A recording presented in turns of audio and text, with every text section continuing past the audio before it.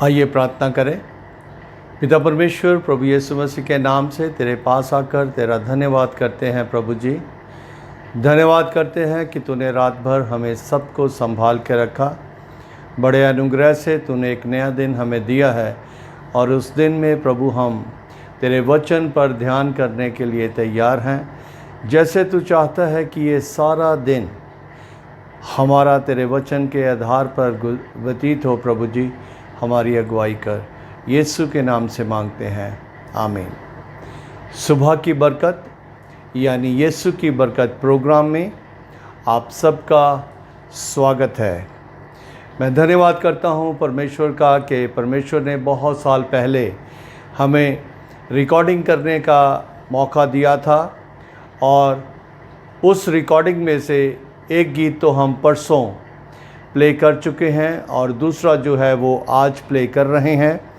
इसी तरीके से समय समय पर प्रभु अगर चाहेगा तो उन गीतों को जो हमने बहुत समय पहले, कई साल पहले रिकॉर्ड किए थे, उनको आजकल हम प्ले करना चाहते हैं, क्योंकि बहुत समय से मैं उस सीडी को ढूंढ रहा था लेकिन मिल नहीं रही थी। अब वो सीडी मिल गई है और उसके अनुसार हम आपको वो सारे भजन जो है वो इस प्रोग्राम में डालकर सुनाते रहेंगे।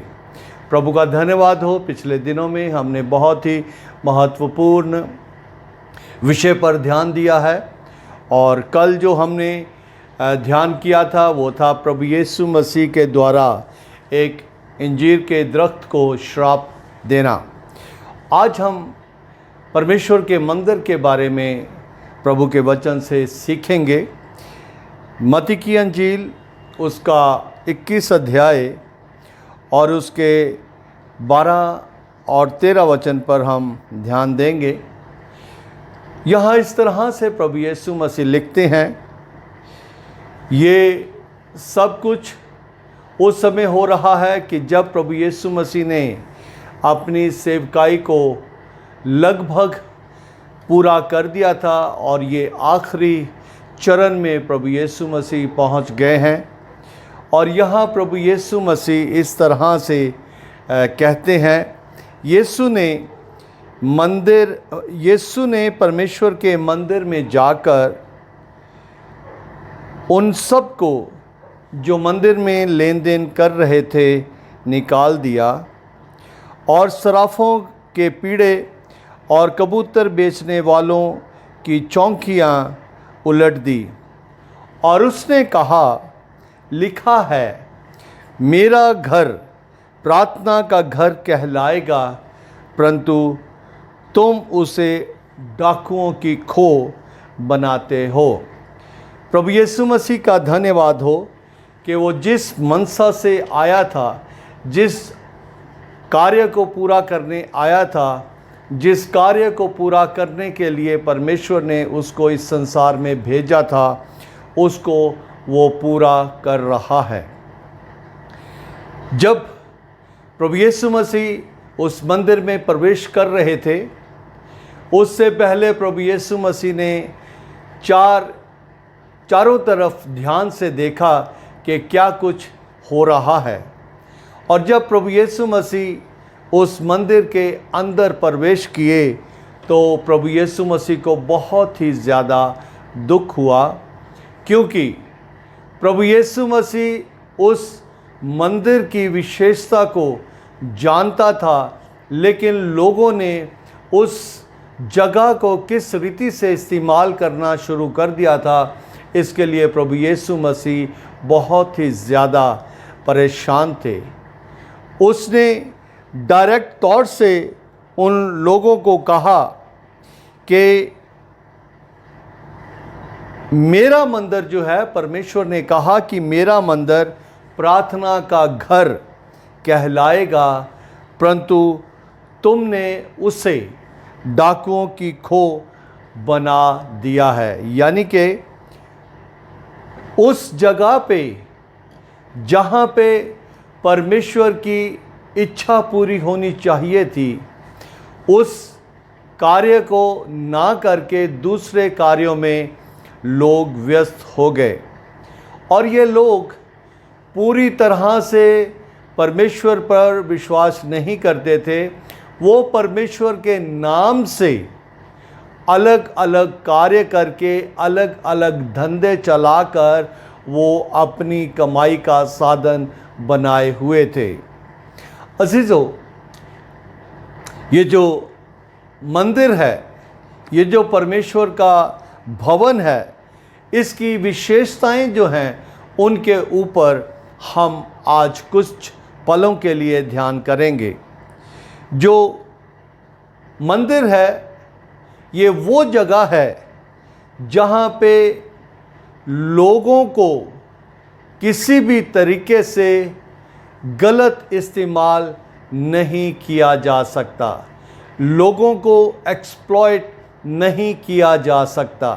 लेकिन ये जो लोग वहाँ पे इकट्ठे हुए थे, वो यही कार्य कर रहे थे।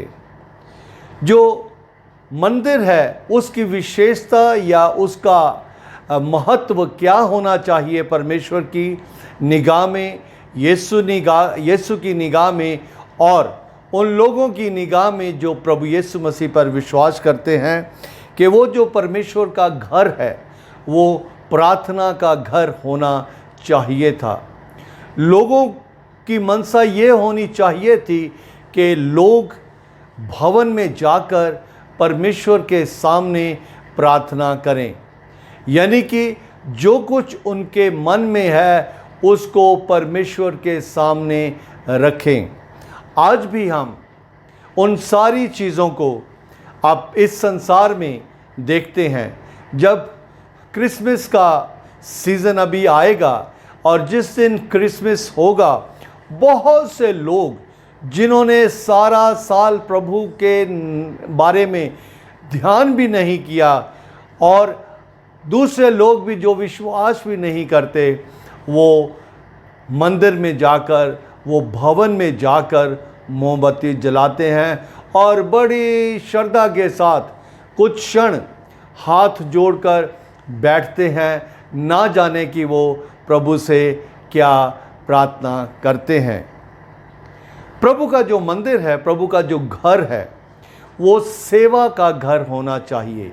उससे सेवकाई होनी चाहिए। किस चीज़ की सेवकाई? परमेश्वर के वचन की सेवकाई होनी चाहिए। और इसको हम 14 वचन में देखते हैं कि वहाँ पे लिखा है कि तब अंधे और लंगड़े मंदिर में उसके पास आए और उसने उन्हें चंगा किया। ये सेवकाई का वो क्षेत्र है जो कि बहुत ही ज़्यादा इम्पॉर्टेंट है। लोग मंदिर में, लोग भवन में जब आते हैं तो उनके जीवनों में अद्भुत कार्य होते हैं और होने चाहिए, अगर वो सही मनसा से परमेश्वर के पास आते हैं। वहाँ पे अद्भुत कार्य जो होते हैं, दुष्ट आत्माओं से छुटकारा मिलता है परमेश्वर के भवन में। और परमेश्वर के भवन में किसी और व्यक्ति की नहीं, लेकिन यीशु राजा की महिमा होनी चाहिए। लेकिन ये सब कुछ जब प्रभु यीशु मसीह ने नहीं देखा, तो प्रभु यीशु मसीह ने क्रोध में आकर उन सारी चीज़ों को उल्टा दिया। जो वहाँ पे कबूतर बेच रहे थे, उनको, उनकी जो अड्डे थे, उनको परमेश्वर ने उड़ा दिया, हटा दिया, तोड़ दिया।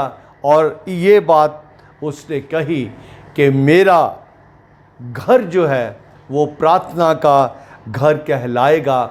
ऐसा उनकी योजना थी, परंतु तुम इसको डाकुओं की खो बनाते हो। ये तो सारी बातें जो हमने की हैं, ये प्रभु यीशु मसीह के समय में जो हैकल थी, जो भवन था, उसके बारे में हम बातचीत कर रहे थे। अभी हम देखेंगे कि आज परमेश्वर का वो भवन कौन सा है।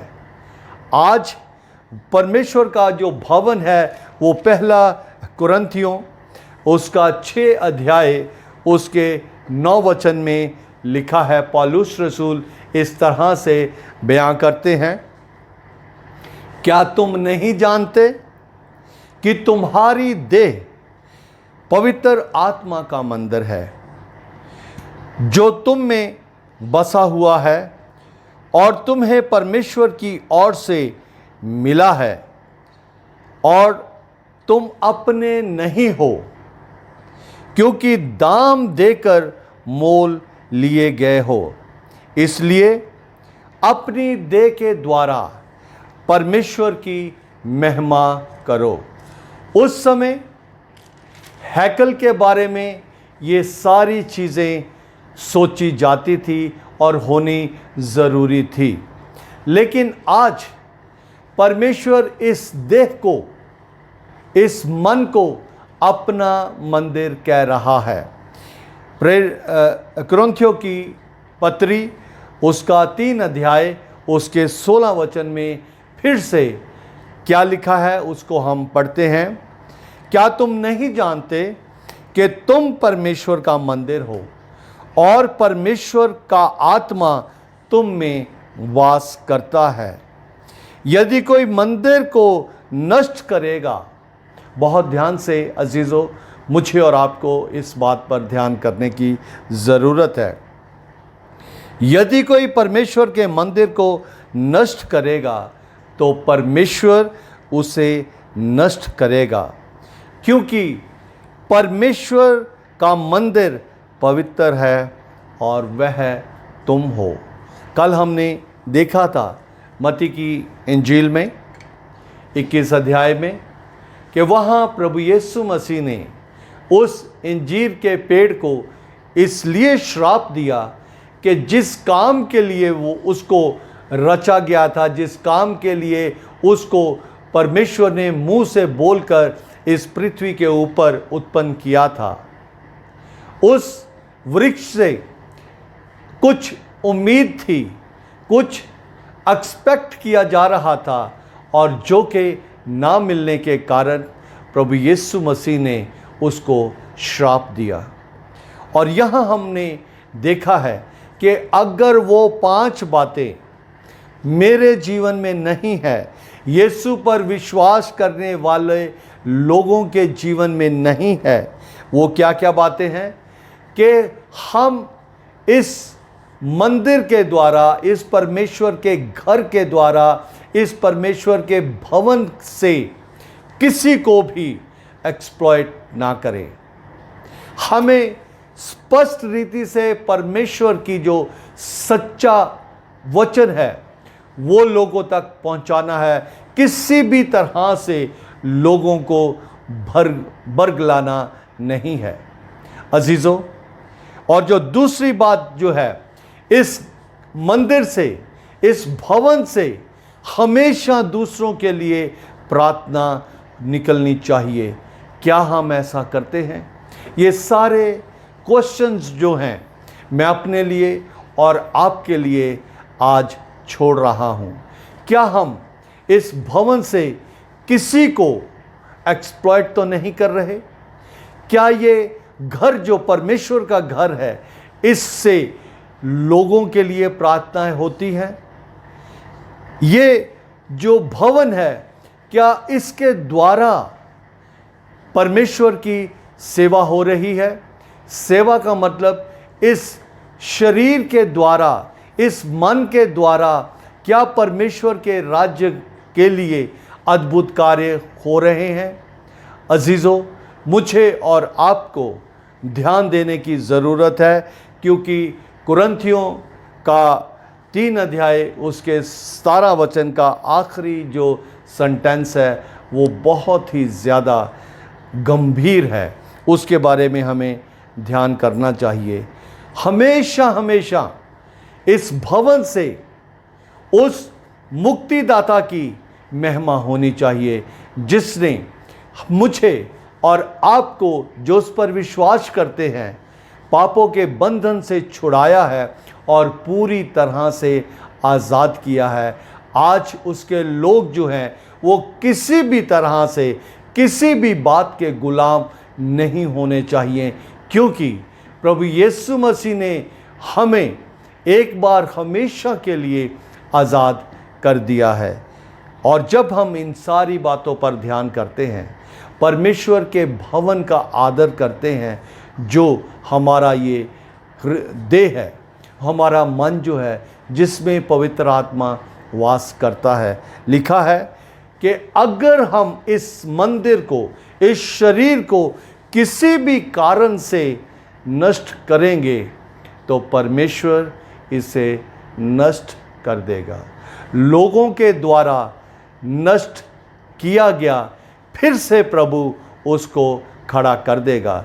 लेकिन जब परमेश्वर नष्ट करेगा तो कोई ताकत नहीं है कि वह उसको दोबारा से खड़ा कर सके। आइए प्रार्थना करें। पिता परमेश्वर, तेरा धन्यवाद करते हैं कि तूने मेरे शरीर को, तुझ पर विश्वास करने वाले लोगों के शरीरों को अपना मंदिर कहा है, अपना भवन कहा है, अपनी हैकल कहा है। और प्रभु जी, उसके द्वारा तू एक्सपेक्ट करता है कि वो 5 कार्य हों। अनुग्रह कर, ताकि प्रभु जी जब हमने तेरे वचन से सीखा है तो हम प्रतिदिन हर समय उन 5 बातों को अपने जीवन में लागू करके तेरे नाम को महिमा दें। धन्यवाद करते हैं, तूने प्रार्थना को सुना है और सुनने वालों को प्रभु जी तूने आशीष से भर दिया है। यीशु के नाम से मांगते हैं, आमीन। सबको जय मसीह की। प्रभु आप सबको बहुत बहुत आशीष दे।